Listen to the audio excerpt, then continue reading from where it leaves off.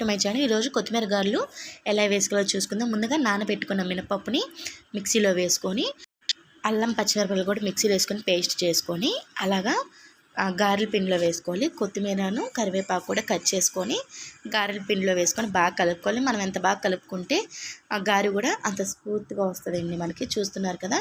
నేనైతే oil heat అయిన తర్వాత 1 by 1 గారెలు వేసేసుకుంటున్నాను. మనం పిండి ఎంతైతే నానబెట్టుకుంటామో ముందుగా మనకి గారెలు కూడా అంతే సాఫ్ట్గా వస్తాయండి. కొంతమంది పిండి మిక్సీ వేయంగానే వేసేస్తున్నారు, గారెలు సరిగ్గా రావండి. నేనైతే మిక్సీ వేసుకున్న 5 minutesకి నేను ఫ్రిడ్జ్లో పెట్టుకొని 10 minutes తర్వాత నేను గారెలు వేసుకున్నాను. నాకైతే గారెల టేస్ట్ బాగా వచ్చిందండి. గారెలు మీరు రకరకాలుగా ట్రై చేసి ఉండొచ్చు, కానీ కొత్తిమీరతో ఒకసారి వేసి చూడండి. మీకు హెల్త్కి కూడా మంచిదండి చాలా. మా ఇంట్లో అయితే కొత్తిమీర గారెలు అందరికీ చాలా ఇష్టమండి. ఈ వీడియో మీకు నచ్చినట్టయితే లైక్ చేయండి. Bye bye.